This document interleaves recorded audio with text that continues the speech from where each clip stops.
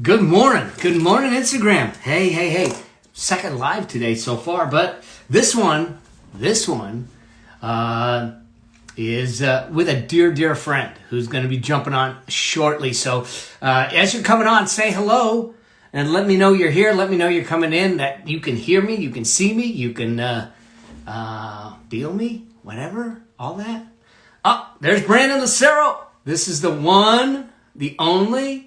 Let's do this. I'm going to bring him. View request. Go live. He should be coming on any minute now. So, there he is. What's up, Mel? Not much. Well, I shouldn't say not much. I've just been running around with the construction crew here. It's been absolutely bonkers. Yeah, I can imagine that, and your podcast launch. Got a lot going on. Oh, it's been such a crazy week. Crazy in a good way. I mean, it just the reviews are coming in for the show. We're moving up the charts. It's just been I mean, the journey I've been on for the last 2 years, and then all of a sudden seeing this thing birth. Originally, Apple's system went down. They upgraded it and then they downgraded it. It went dead. So I mean, always fun. You think about it. You want to launch something that's your passion project, and it's like this. You want it to come in for this beautiful landing. Yeah, and I go hardly ever works out that way. No, it didn't. But it was what it needed to be, and it's been such an amazing experience, and going live and meeting people and chatting and seeing the response has been off the charts. So amazing. And I think awesome, man. It's so important, and you kind of do this also with the work that you do, is that when you find your zone, when you find what you should be doing, when you find where that service is, where work, life, passion all meld into one. Yeah, man, it's just a good place to be. Well, it is. This, like yesterday, for Mother's Day, my sister-in-law had come down and she took a couple days off. So she took Monday and Tuesday off, and she was like, man, it's gonna feel so good not to have to go to work tomorrow. And I just sat there and I'm like, I haven't had that feeling in like 8 years.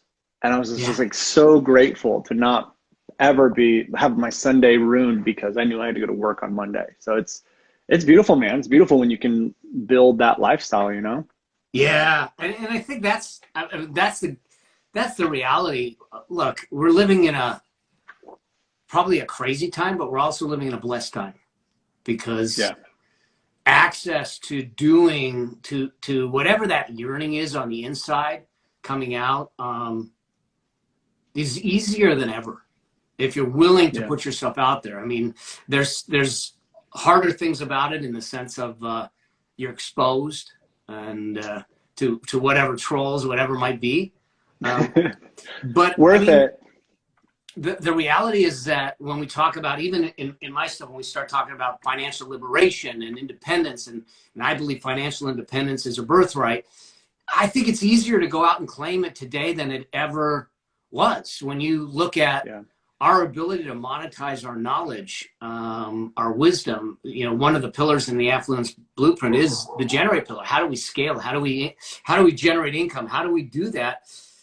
And I think it's easier than ever today. Yeah. Well, it is easier. It's easier. Well, let me say this, Mel, because I think it's easier to get started than ever. And with 2020, it's brought in a huge amount of people, like it raised people's awareness to like, oh my God, I can take my business online, or people are making money with courses, or there's people out there that are like, I never knew there were courses or online education or online content. So it brought like a huge level of awareness to a lot of what we do. But at the same time, I believe it's also sparked a huge amount of competitors that are going to be coming as well. So that's why for everyone right now who's like considering doing a course or a program or anything like that, I'm like, well, now's the time to get on it. Now is the time to set all of those things up, because if we can generate a lot of that money now and then do a lot of what you teach, Mel, is like set up those financial systems and stuff as well, we just have so much security in and doing what we love to do for a living, you know? Yeah. Yeah. Here's the other side of that. I think that what you're saying, and the competition's great. But I think that many of the competitors, listen, y'all out there want to be thought leaders. Y'all out there want to make money with what you know, and which is great. But if we want to be paid premium dollars, which we do, because with premium dollars, we can make premium wealth and build a rich life and affluence and all that stuff. But if we want to make premium dollars, we got to put in premium thinking. And there's a lot of people that think, oh, just hang a website and that's it. But no, there's work involved. There's work involved, but it's internal work. You talk about sitting in the silence and all that stuff, because our thought leadership is internal that we take external. And the beauty behind that is it is you out in the world and you're making a living doing it while making an impact with it. And I just, and that, and we don't need a lot. Look, let's just play some numbers real quickly. I mean, if you simply did $200 a month that you put away and we invested it right, you're at $300,000, $400,000 in 30 years. But you may not want to wait that long, or you may want to put more in. You put $1,500 a month in, and all of a sudden you're at 2.2 million. I mean, you've watched your net worth just start to magnify and multiply in just the last year and a half, 2 years. Yeah. We were, I think we were about I know we were about $40,000 in debt between back taxes and credit card debt 3 years ago, I think. Yeah, almost 3 years ago. It's because that's when I made the transition to what we do now, Video Forex Effect. And within those 3 years, we now have a net worth of over $1 million. And so we have more savings than we've ever had. We're making money without it requiring my work, which is amazing. So we always have, a ton of investments. Got a great deal on the house as well. We're in the process of buying a second one, and that's what it's all about. Is it allows me to serve on a deeper level too. I think because I don't have to worry about like all of my income being from the business. Yeah. And I think that's the beautiful part is if the business ever takes a hit, which it's business, there's going to be down moments. I can operate as a more powerful business owner because my thoughts and my fear, my worries, not consumed by, am I going to make the mortgage this month? Because I have all these other things set up, which is what you teach. It's, with help from you, being able to set that up. And it's so important for any business owner at any size to be doing that. It's not like, cool, you're making $1 million a year, now you should be focusing on it. It's like, no, like what Mel's saying is even $200, $50 a month over time starts adding up to be much, much bigger. Yeah. You know what I said is that at the beginning, we start selling our time for money. Then once we start to realize it, we start to buy back our time with money. Mm-hmm. But when we get to the ultimate, which is what you're talking about, is that when our money buys us more money. Yeah. And our time is completely ours. Yep. That's what we did. We did it with our house. We did it with a lot of the investments that we've done, like the stock investments over this year. I mean, it's been pretty hard not to make money this last year, even if you don't know what you're doing. But to be able to have all those things set up heading into 2020 was already like a big weight off of our shoulders for sure. Yeah. But it's important. It's like the thing is when you go work for a company, you go work for like a 9 to 5, a lot of the times they'll have retirement plans, they'll have benefits, they'll have a lot of things that as entrepreneurs, we don't have set up. Like it's our responsibility to make sure that we have our retirement accounts. It's our responsibility to make sure that we have, benefits. It's our responsibility to make sure we have all of that stuff set up. And a lot of times we just get wrapped up in like bigger launches, produce more money. We don't look at like, what are my expenses? How do I lower expenses? How do I increase profitability? What do I do with that money to really set up not only like the business to be safe, but also just you financially as well. Yeah, it's really about finding that level where you have the peace of mind to know that you're okay. I mean, you're good. As you know, I stepped away from my business. I'm coming back to it after 2 years, and I was good. I was all right. Yeah. You know? Yeah. And actually, I think it was Lord knows no one needs to step away for the reasons I did. But the fact of the matter is it was a cleansing experience, because then once I had a clean plate, it was like, what do I want to do? And the pandemic, I think, actually allowed people when whether they got downsides, and I get that it's an emotional thing, but you had an opportunity to sit back, and I did a live this morning about the concept of choose again. You had the opportunity now to choose again, to sit back and say, if I was to choose again, what would it look like? Well, that's the thing. That's one of the things we talk about especially when it comes to messaging, is so many people get trapped in, here's how things were. Here's what I've been doing. Here's what my parents tell me to do. Here's what society tells me to do. And then we go do it. And sometimes we're successful with it. Sometimes we're not. But what I think where the real trap is if we're successful with it, because we'll hit a point where we're like, this isn't either growing. I'm not really passionate about this. I don't like it. And then it becomes a trap, because you're like, I feel like I have to keep on doing this thing. Where for you were able to have that reset and like silence that external world. And then you're able to go, no, this is what I want to do. And that's such a powerful, powerful place to operate from. And this kind of, I don't know, it brings me to a point where I sit back and say, it's important about who you hang out with. Oh, yeah. Because those expectations could saddle you with all kinds of guilt and shame and angst, where you're sitting back saying, I made my bed, I got my degree, this is the profession, I can't change it. You went through it, I went through it. But having a supportive group around you, like we do, you and me and James, I mean, we get a chance to have these conversations and to know the spirit of each of us, to be able to say, hey, no, what about this? And first call us out on our crap, on our shit, yeah, yeah, and second to see the blind spots and see the potential and see the possibility and say, hey, what about this? And to know, and then for someone like myself, or you, to know that it's all right when I go out there. I've got people with me, physically, mentally, spiritually, energetically. I got people with me, and this journey to be an entrepreneur, this journey to be an affluent entrepreneur versus a treadmill entrepreneur, this journey to build wealth can sometimes be an aggravating, frustrating one. It can sometimes be an enlightening one, and sometimes be a lonely one. And I think it's important for us to look at it. I mean, I come to you for a lot of things. You come to me, and we go to other people for other things. And it's, this is why it drives me crazy when I say that person's a self-made millionaire. Why, hell no. Hell no. I'm a product of all my customers, all the people, all the tragedies and all the successes. I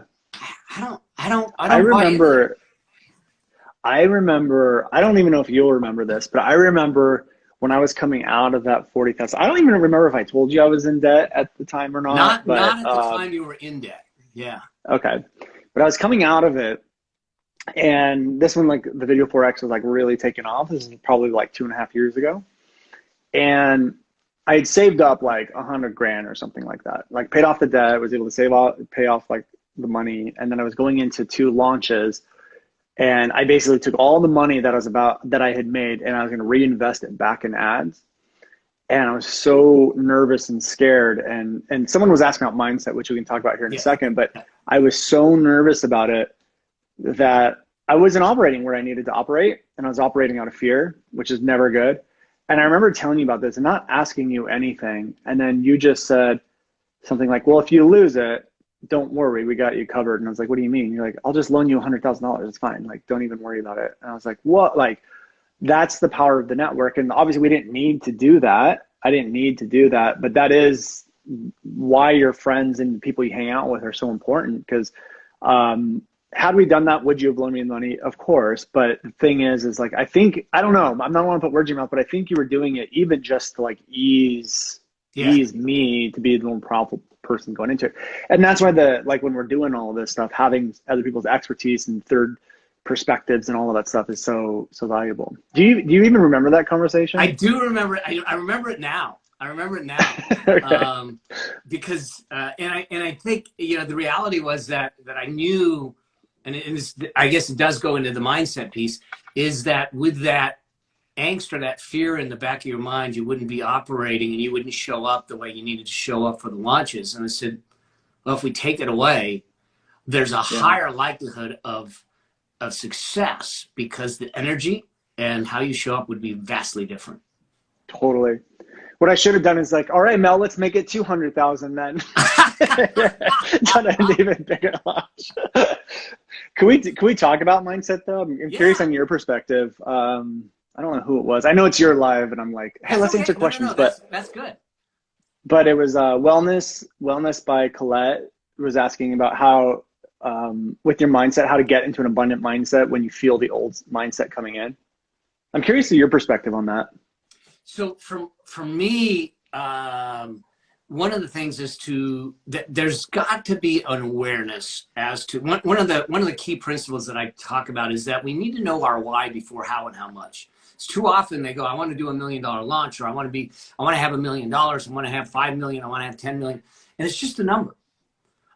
There's no driver to it. There's nothing to it. But you know, I remember teaching a self-defense class when I had the martial arts studio to a bunch of ladies, and I made a comment. I said, if this guy gets that close, I want you to take your thumbs and stick them right through the eyeballs. And I see them cringe, and they go, I can't do that. I can't do that. I said, okay, let me change the facts for you a moment.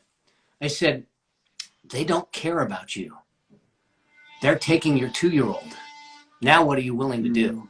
Man, a whole different animal.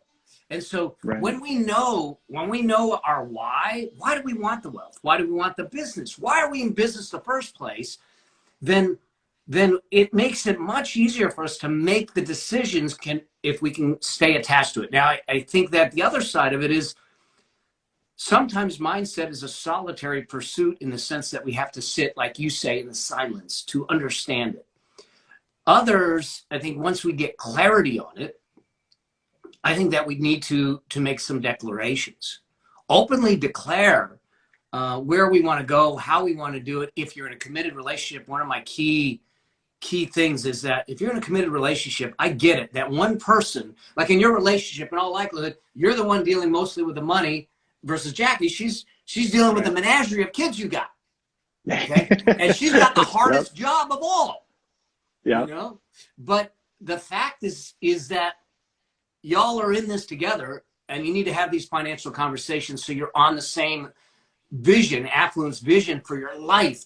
Too many times financial planners do income planning. I want to do lifestyle planning. I want you to look at your life and say, this is the life I want. What's the price tag to get there? And that you all are moving to it together. So you have some people that can hold you accountable to the higher you. So I think those are two things that I would start with, is making sure that we understand our why. Now, we all are going to have to look at this mindset thing. And the problem with money is, first, we're told never to talk about it. It's taboo. We shouldn't have these conversations. We shouldn't be discussing it. And you know, all you are about is the money. Well, first off, we need to understand what money is. Money is energy, it's a piece of paper, it's metal, it's digital currency, however you want to call it, but it's nothing. It's a tool. It's agnostic to bad or good. It's how we use it. And it's that very money that gives us the ability. Listen, I just had her on a little while ago, Allison J. Prince. We restructured her business because she hit all her numbers. And she called me up and she says, Mel, I hit all my numbers. And I go, all right. I said, but you don't sound like you're celebrating. And I said, what do you mean? She goes, no, I'm not. I go, what's wrong? She goes, what do I do now? Do I just change the numbers? I go, oh, let's figure out the why again. You know, we restructured her business. So every time she makes a sale, she makes a microloan to the cause that's near and dear to her heart. So she makes a microloan to a third world country to help give women the chance and the possibility of independence. She told me when we just did a live last week, she said, because of how you helped me structure my finances and my business, do you know how many loans we've given out? over 7,000 loans. Whoa, that's amazing. 7,000 people. She says, that's what drives me. She says, what's even more beautiful? I'm not doing it in my name. I'm doing it in all my customers' names.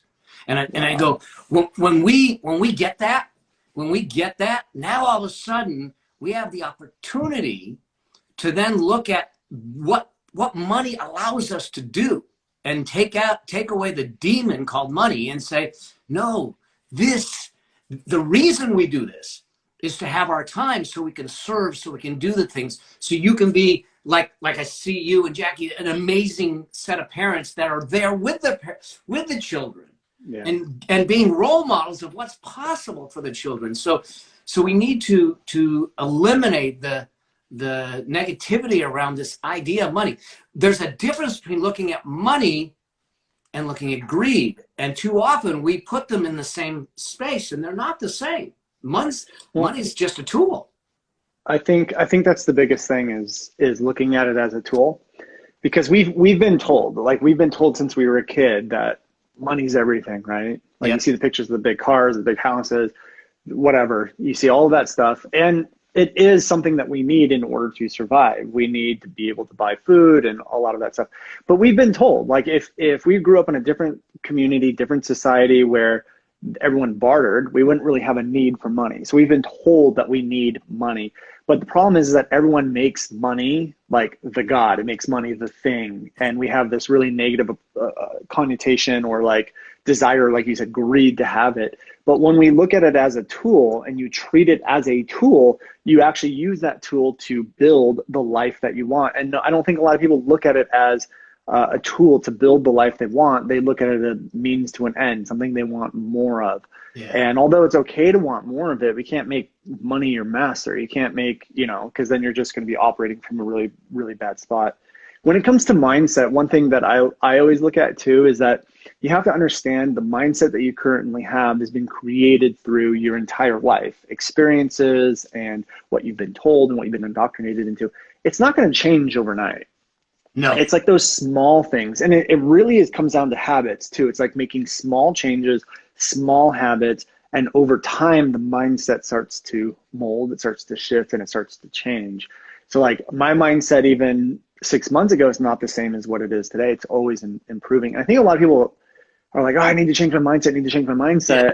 And it's like, it's not going to happen overnight. Just make small tweaks and changes. And I really love Jim Thornton's Be Do Have, where it's like, you want to be here? Well, what does that person do? What do they think? How do they act? And you start doing small things now consistently, and then you start to change the mind. You start to change the habits as well. The compound effect of those little choices, those little decisions, those little changes over time is dramatic. It's the same compound effect with your money, but it's huge. I've always said, I said most people do not have money issues. They have behavior issues, and the money is the symptom. The money is what comes out of it. Well, if they have behavior issues, probably means that they have mindset issues, because it's a thinking issue before it's a behavior issue. Yeah. And it's so true. And if we can change the thinking, that ultimately change the behaviors and the habits, then the results change. Money isn't a result. I mean, money's a result, but it's not the purpose behind everything. But the money's a result of the behaviors and the thinking that came with those behaviors. Yes. And if we have those, if we start to, and maybe going back to that question, if we continue, we know what the current state of thinking has brought us, because we just look at our current state of affairs.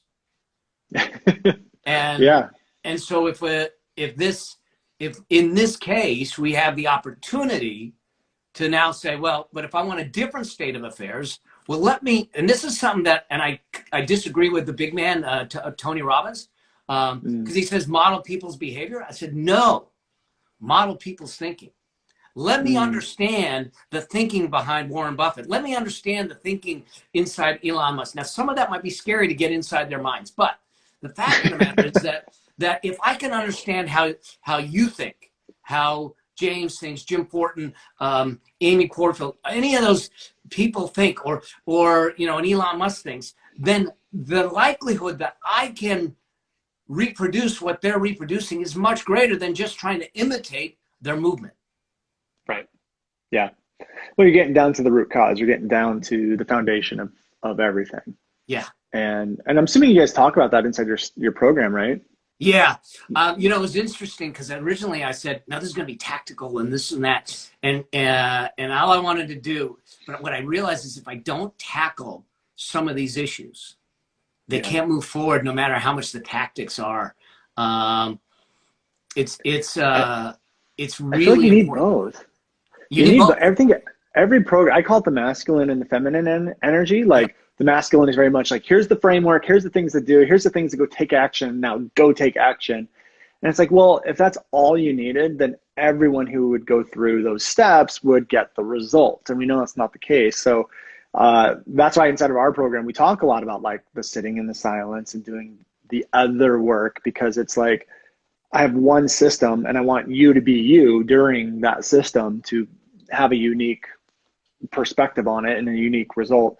So I'm glad that you guys do that. And I think so many programs just don't do that. They just like, here's the steps, go and do it. And then it's like, cool, maybe 10% of people actually saw results on your program because you didn't tackle any of the thinking, the mind, the behaviors, any of that stuff. So well, I it's think amazing. that this is a blanket statement, so it's a generalization, but I think that money is probably one of the most emotional topics to have a conversation around. It's so emotional when we start to really think about it. If you look at what money has done, money will cause people to compromise their health, their relationships, their ethics, their integrity.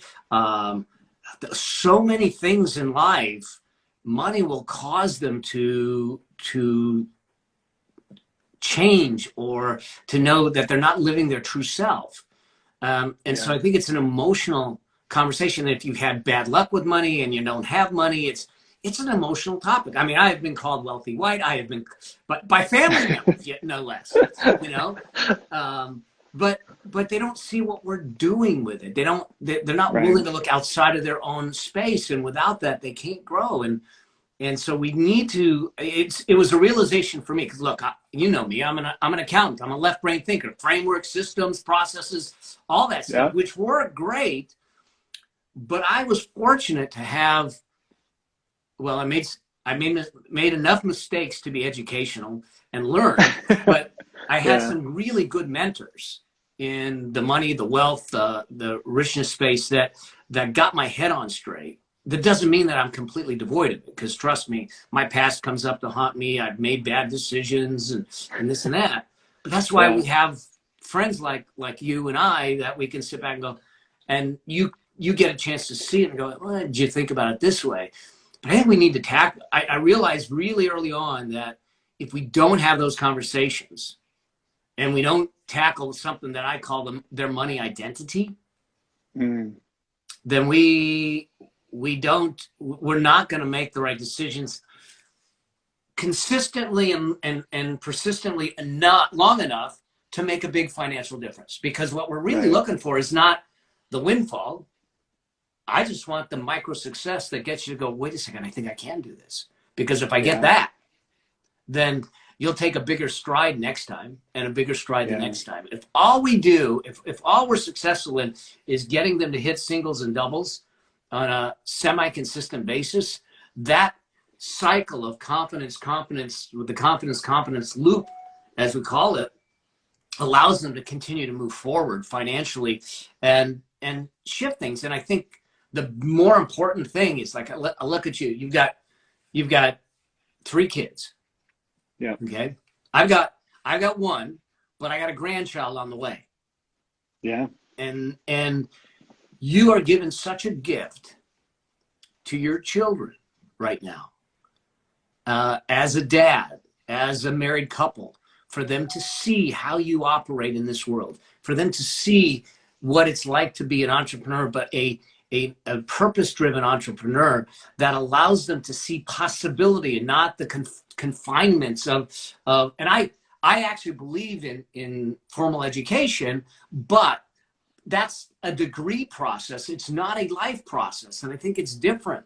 But I think you're such a role model to them. And we as entrepreneurs have the ability to do that. And when Jeremy and Cammie, you know, told us they were expecting their first child, I mean, it didn't hit me right away, because if you watch the video, probably in shock. Well, yeah. I didn't even realize why they gave me a coffee mug, and I'm like, going, why am I getting a coffee mug? And like Stephanie's crying. Why is she crying? It's a coffee mug. I didn't read it. It says Grandpa and Grandpa, and I go, oh, wait a second. Sometimes Mel's a little slow, guys. but the realization a day or two later was, there's another generation of Abrahams that I get to shine a light on and allow them to see the beauty that can exist in their life and in this world that gets to be created in their own vision and not someone else's. And I think that's such a driver for what you do. And it's such a gift and speaking because I'm older and my kids are older, your kids may not appreciate it until they get older, but you're doing the right thing. Yeah, I know. That's the thing I think about all the time is like, because I didn't really appreciate my parents until I became a parent. And then you're like, holy moly, like my parents did so much. But that's the thing why I love the shift that we made 3 years ago, which is focusing on these longer lasting things in the business, is especially being in a personal brand. Like, I know the personal brand's not going to be around forever. Maybe, I don't know, maybe it will. Like, if Tony Robbins, when he passes, I could totally see the Tony Robbins empire still going on. But I would say most people, when you have a personal brand, it's probably not going to live past you, which means that, like, if I had a chain of coffee shops and I pass away, those coffee shops would go down and support a lot of the next generation, if we wanted it to. So for me, that's what I'm looking for, is like, yes, let's be the role model. Yes, I'm going to teach them all the things like critical thinking and how to look at life, you know, but also just love the opportunity to be able to take what we're creating now, but set up that, like, what you would call legacy, like the legacy money. I don't know if you call it what you call it, but it would be like that stuff that will live on, that'll keep producing after I'm gone. Well, and that's kind of the way I look at it too. And it's like, how do you live a life that outlives you? Is really how I'm looking at it, because and Stephanie didn't understand this when we first got together, and we'll be married 10 years next month. You know, wait, seriously? 10 years. Our 10-year anniversary is this month. What day did you guys get married? Huh? What day did you guys get married? The 11th of June, the 12th of June. Okay, 12th. Oh, Stephanie's gonna be watching this. You're in trouble. You're in trouble. Dude, ours is the 22nd of May. 2011. Yeah, that's when we got married too. Wow, that's amazing. Yeah, I mean, 10 years, a long time. She didn't understand this idea of, hey, the important thing is, how do we build a machine? So our retirement system's broken. It's horrible. It basically, what we've done is we take industrial age thinking of the old pension plan, but we've recreated in the form of an IRA and a 401k, which doesn't work. And what we're telling people think, well, save, then reduce your lifestyle, and then spend, and then hope and pray that your life doesn't outlast your money. And it's a mistake, because if you're wrong, you're screwed. And so I want my life to expand at that point, not like go down. And I don't want to worry about, oh my God, I'm too damn healthy, I'm going to outlive the money. So what we need to do, and it's not as easy as the other side, but it's certainly more peaceful, is to build a financial machine. And so we built a financial machine. This is what the process is all about. And this is what affluent entrepreneurship is all about, is that let's build a machine outside the business. If the business isn't going to be sellable, which most personal brands aren't going to be, then let's build something outside the business that's a financial machine. That machine is like your ATM. When I got sick 2 years ago, I shut down my business. I stepped away, but I turned the machine on. The ATM would spit out the cash without draining the machine, and it would replenish itself. Now I'm back in, we shut the machine off, I'm back in making money from the business, doing those things. And now, God forbid something happens to me, the machine moves to Stephanie and takes care of her. And then, God forbid something happens to her, it moves to Jeremy, and now it moves to the grandchild. And so we have this ability to have this ripple effect across generations, across the whole family tree. You get the chance right here and now to change the life of all the Luceros from here on out, known and unknown. And that, to me, allows you to create a life that outlives you. Now, taking care of your family tree, changing trajectory, getting into causes, all those things. Yeah. Well, that's the other thing too, is we've been able to donate, I think, over $30,000 or $40,000 over the last 3 years to different charities and stuff like that as well. We worked with Dr. Shannon Irvin on her nonprofit at our event. We donated to a couple causes this year as well that we've been able to do. But going back to the whole generational thing as well, I think, like, I know what's going to happen to some people doing that. They're like, oh, well, I don't want my kids to grow up spoiled, and I don't want my kids to grow up entitled, and It's like, no, that's part of what you get to drop down. That's what we were talking about earlier, is like, they look up to you. They get their values, they get their habits, they get their mindset. So not only do we get to create that with them and be that model of like, hey, you can go create an impact and you can help other people. And we also have this machine set up so that you can live a free, non-stressful life to be able to go follow your passion, do whatever you want. It's not like you're going to be sitting down, eating bonbons and watching TV all day, growing up as an entitled little brat, you know? Like, that is part of what we get to bring down as well. So for me, it's like, I want to be able to give my kids the tools to be able to go follow their passion and to make bigger impact and help people. And I want to build a machine that helps facilitate that financially, just to take a little bit of their edge off so they can operate more powerfully. And that's how I choose to look at it. And there's a wonderful way to look at it. This kind of goes back full circle to this whole idea of the only way to get you there is to talk about money. Yeah. To talk about money. And when you build the machine, you can actually build a machine that is dictated by the values you want to espouse. So if the child decides that they're going to be a deadbeat, then they don't get anything. Yeah. So you can build it in a way that your values are executed from the grave. I mean, this is a horrible way to look at it, but exactly the way to look at it is that, you know, with Jeremy and all that stuff, this isn't about handing them a silver spoon and saying, here's some money, go and not, you know, train them. Now, Jeremy and we started having conversations around money when he was 10 and a half, 11 years old. I gave him a commission to do work, and because, you know, he would get paid. And then from that, I was able to teach him, how do you reconcile a bank account? Why do you make donations? What kind of investments? All these things. Here he is at 31 and 27, him and his wife, expecting their first child. They got 3 homes already. Wow. That's crazy. And so the fact is that they're money mature, as I would call it. And it's not through greed. It's through understanding that the life that they're trying to create becomes really important. Yeah. Yeah. And so having those conversations with your children and your grandchildren, and it's not, I don't agree with just handing the money over. I mean, you can, that's up to you, but what we're trying to do is create productive human beings that know that the tool called money can be used and should be used for good, and not just a bunch of luxury stuff and collections of crap that's useless. Yeah. Yeah.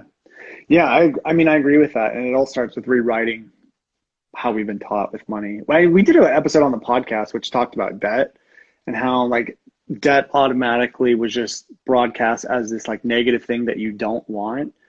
And I'm actually just like, no, that's one of the stupidest things ever, because you can actually do great things with debt. It's the type of debt that you need to be careful that, you know, what you're taking on. Or just even things we've been taught for so long. Like, for example, when we bought our house, we didn't put 20% down. And most people financially will tell you that is stupid. You're going to get hit with PMI. That's just wasting money. And I think our PMI was like $100 a month, or maybe even less than that. But in the year and a half that we've owned the home, it's gone up over $200,000 in value. And if I would have avoided the 70, 80, 90, whatever it is, bucks a month and not bought my house, I would have been missing out on 200,000 plus of equity. And that's why even a lot of the ways that money has been taught for the last 50 to 100 years, I'm like, it's just sometimes it's so outdated and it's so old and it doesn't make any sense. And it especially doesn't apply to entrepreneurs. Yeah. Yeah. And that's the big problem is you have so many entrepreneurs up and coming that are taking advice for the 9-to-5er. I like that, the 9-to-5er. The 9-to-5er who goes to work for a paycheck. It's completely different ball game as an entrepreneur. And most people don't know that. They don't realize that. It is very different. One of the biggest differences with that, and I know that we're going. We were supposed to do this for 15, 20 minutes, but talking to you is, and bottom line is this, just so we're clear, on my new show, The Affluent Entrepreneur, I'm going to do an episode. You and I are going to do an interview, and we're going to do a detailed interview and all that. Amazing. You'll be a guest a few times because there's so much richness that comes from you and having those conversations. And so, but I think that the beautiful thing about entrepreneurship that is different than the 9-to-5er, if you will. And there's nothing wrong with 9-to-5. My wife loves her corporate work and what she does. She does extremely well, makes really good money. But she loves what she does. She's building teams. But here's the difference. Most 9-to-5ers, they're waiting for their cost of living raise. The only way to affect their cash in their pocket is to get a raise, get a new job, or cut expenses. Yeah. But for an entrepreneur, and what we talk about is the wealth priority pattern, is that if you look at your lifestyle and you say, it's not the lifestyle I want, instead of saying, damn it, I wonder if I could afford that, you sit back and say, what can I do to make it affordable? Because we have the ability to affect our expenses. We can certainly cut our expenses and all that stuff, but you can only do that so far. But we also have the ability to say, how do I increase my revenues? How do I get more sales in? How do I optimize my profits? How do I scale the income cash flow in the generate pillar to turn around and say, how do I go from a drip to a flood of cash flow that allows me the opportunity to now affect the income side of the equation much greater than just the expense side of the equation? Now we get a chance to magnify our wealth building. Yeah. And that's the thing that I think most traditional planners and advisors completely miss, is they don't integrate the business and the personal life together. They do them as separate. They can't. They got to be harmonious. They got to be fit in the same vision. That's what I was going to say, is like, sometimes I don't want to decrease my expenses. Yeah. Sometimes I like going to a nice dinner or like buying $100 bottle of wine. I don't want to do that. And as an entrepreneur, we don't have to do it. And that's what I love about you. You take an approach that takes the lifestyle that you want and incorporate it into building wealth. Yeah. And and so, like, for me, if someone came in and was like, you want to increase your profits, bring down expenses. And I'm like, I don't want to. I know. I will, but it's actually, we're at a point now, and I'm so grateful for it, where it's actually easier for us to increase revenue than to bring my expenses down, because it's easier to it's not so easy to change habits sometimes. Yeah. But right now we're at a point right now where we're like, if I wanted to, like, I could start a coffee shop and make that successful. I'm like, cool, there's another 10K a month. Like, how else can I do this? Or what can I invest in that's going to give me the return that I need? So good. I love that. So good. Yeah. Well, here's the deal. I know that we've gone long. Dude, I could talk to you all freaking day about this stuff and vice versa. Here's the deal. For those of you out there, one, make sure that you're following Brandon. If you're not following me, follow me. Check out the Affluent Entrepreneur Show. We're going to have more conversations like this. I'm going to be teaching. I'm going to bring guests on. I'm going to bring you all on as audience members to coach, to mentor, to help, to answer questions. Here's the thing. The thing that's driving everything that I'm doing is I believe financial independence is a birthright. Society won't tell you that. The financial services industry will overcomplicate it. It's simple, may not be easy, but let's go claim it together. Let's make it happen, because this is a game you can win. This is a game you should win, and this is a game that you should set up to win. And if Brandon and I can have anything to do with it, we're in, because we know that the ripple effect of that is generations. So I appreciate your time, my friend. Yeah, I appreciate you having me on. I'm looking forward to being on the podcast. So Yeah. just send me a link and we'll book it and let's get it done. All right, my friend. You have a great All day. right, Hi man. to Jackie and the kids, and let me know if I can do anything for you, man. I will. Appreciate it, bud. We'll talk soon. All right, man. See y'all. Bye.